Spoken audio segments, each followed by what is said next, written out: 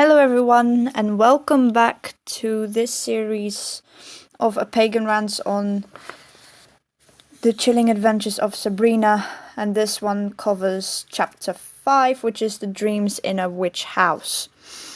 Now it goes on from where Sabrina solves the Achron configuration and lets loose a demon. Well, that's one way of starting an episode, isn't it? And, well, Zelda and Hilda are minding their own business, reading in her room. Zelda naturally reading her satanic Bible. Yay! And naturally uses the wrong and also insulting pentagram.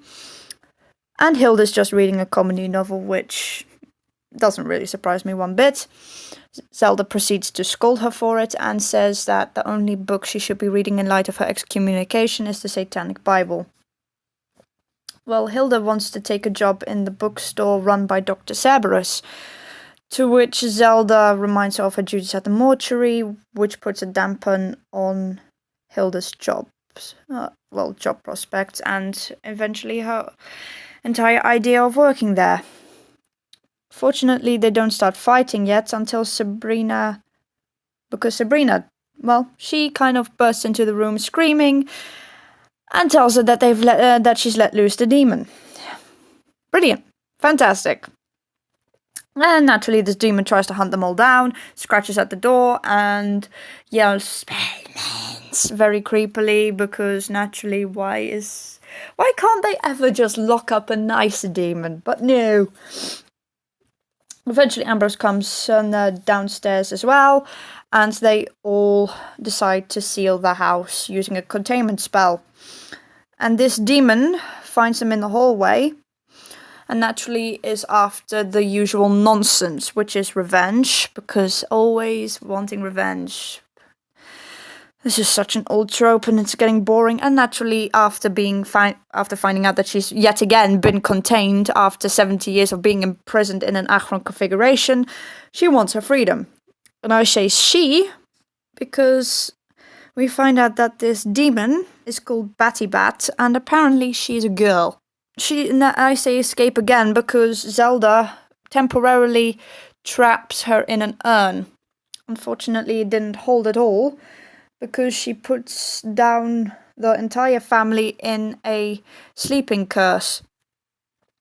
Naturally, the demonic Wardwell is doing her usual let's spy on Sabrina through the mirror daily chore, and sees this demon and calls out, "Batty Bat, is that you?"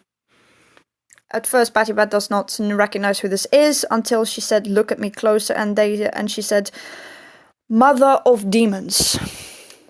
Lilith." It's one word, that's the only thing I'm going to say. Thank you for giving me the name of this character. We are now dealing with Lilith herself, the first wife of Adam. Yay! No wonder she's so obsessed with the Dark Lord, and no wonder she commented on feasting on male flesh. Good God, no wonder her magic is so advanced. It's Lilith, the original demon. The devil's so-called concubine. Well, Batty Bat doesn't feel any loyalty to her mother at the moment, because she feels betrayed. Lilith let her be captured by Spellman and let her rot inside the Achron system, which actually gives me a little bit of sympathy for the demon. And yes, that pun is intended. And that's when we all cut to Sabrina's nightmare. And this is where it gets interesting. Each of these nightmares where it gets truly to the person's psyche.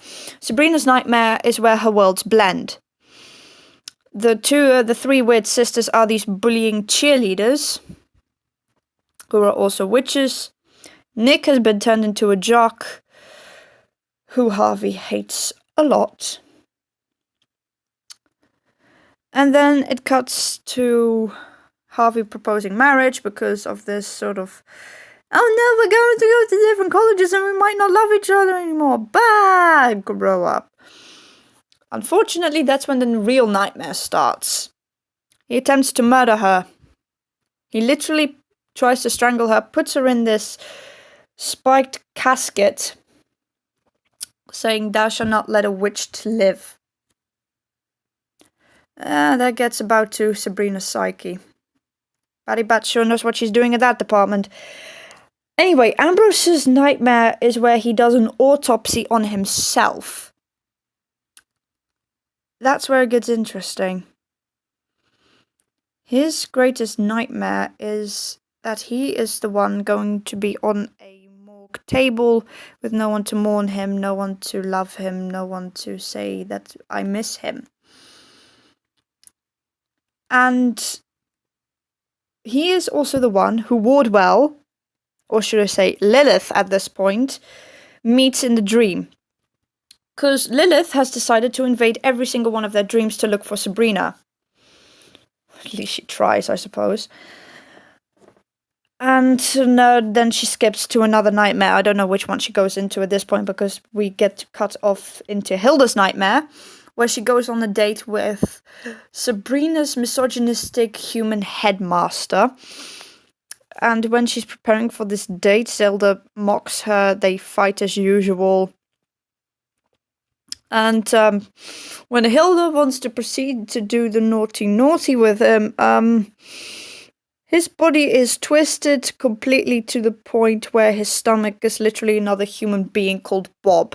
And I am not kidding. This genuinely happens. And I'm actually sitting here thinking, I'm supposed to be scared. But all I want to do is I want to burst out laughing, because the amount of slapstick that comes into both Hilda and Ambrose's nightmares is... it shouldn't be permitted. It just shouldn't be permitted. These are supposed to be terrifying, and I'm not scared one bit. I'm disgusted, definitely, but I'm not scared. Zelda's nightmare is even worse. She's reading the Fall of Eve, well, in this case, the Rise of Eve, to a bunch of children. And she gets informed by the witches that the Dark Lord is coming for dinner. And she and Hilda both prepare a feast. Hilda, her famous veggie pie. And Zelda decides to make roasted child. And as soon as I saw this, I wanted to flip a table or scream out the window to the point that the old lady at the other end of the block can hear me. Because I am so sick of these stupid stereotypes that are being flung into this already butched series. I don't know why I'm getting so angry. It's already shit. Why am I even getting my hopes up at this point? But no, they put in roasted child. And the only reason that the Dark Lord doesn't want roasted child is because she roasted a child of night. I mean, Zelda wouldn't do that. Surely she would know that the Dark Lord would not want to eat roasted child of night. For crying out loud, she would have hunted a Christian child like he would have usually wanted, but instead he wants Zelda and Hilda's nice veggie pie. And finally I'm thinking like, hey, yay, that he's actually going a little bit of an omnivore option. Finally, yay!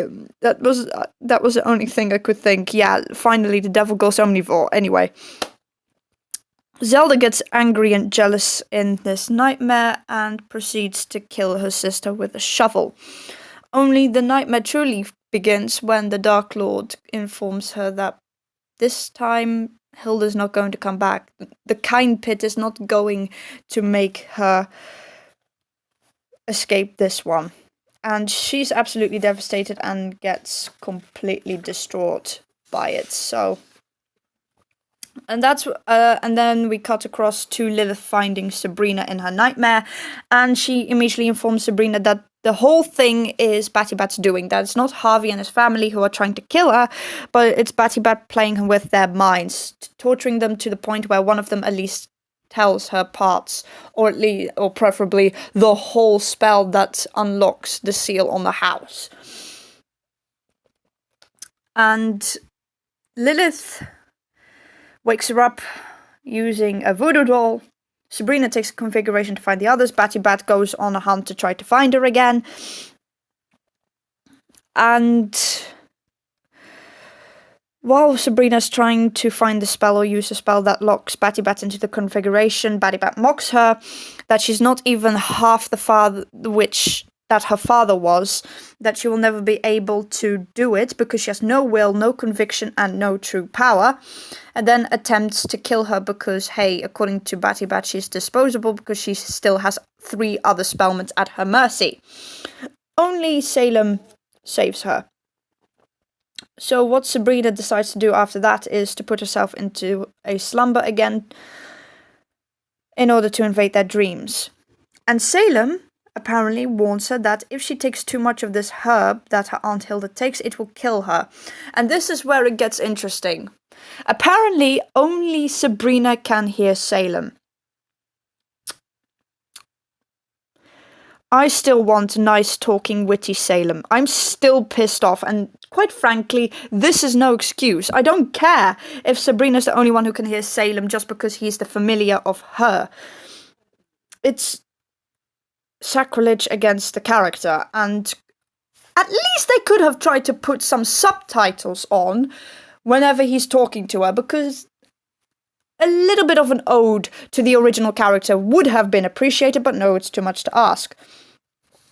Then when he asks her where she's going to hide, she says she will hide in plain sight and that she needs his help to distract Batty Bat. And what she means by that is that she glamours Salem to look like her. Yeah. Batty Bat falls for it, and she puts a timer on the amount of time she has on this egg timer. Well, it gives herself around 30 seconds. And she invades her Aunt Hilda's dream second. First she goes to Zelda, sees Zelda completely distraught. Then goes into her Aunt Hilda's dream, where Hilda informs her that she can help by trapping a dream. Because a nightmare is simply a dream gone bad. And that the use of her spiders will assist in this. Finally, she gets into Ambrose's dream, and this is where it gets really slapstick, because both Corpse Ambrose and the Ambrose doing the autopsy reply to her. It's supposed to be freaky, but it's nothing more than comic relief, and quite frankly, it's more annoying than hilarious. And I quite frankly wish that they hadn't included that, because Ambrose's dream is supposed to be the most tormenting and terrifying of them all. Next to Sabrina's, obviously. At least that's in my opinion. So Sabrina lures Batty Bat into a trap, and she casts the same spell that her Aunt Zelda used, only this time she says it in her head while concentrating on the spider's motion by directing the way the webs are woven with her fingers and her string. It's really old magic, it's really simply done, but the subtlety is there, and that's what a good spell is. It's will, it's intent, and just a simple matter of a psychic link between the spider and the movement of the string is all one needs to do it. So I'm still very happy that they kept to proper spell casting etiquette. And finally, when everything is all said and done and Batty Bat is captured, put into a jam jar. Yes, apparently a jam jar can hold her this time because of the fact that she had been caught in a dream catcher of some sorts. Sabrina calls her soppy mortal boyfriend to make sure that he will never hurt her. Makes me want to strangle her at that point. I've never felt so homicidal in my life. Wait, I have, ever since this series. Anyway, it finishes her with her going to Lilith's house and demanding who and what she is. Now, before you are under any impression that Lilith is going to tell her the truth, I'm just going to say, don't get your hopes up. She's not. She's Lilith. She's the original mistress of lies. Let's not forget that here. Ever since this episode, you cannot forget who this woman is, disguised as Blackwell. Just don't forget it.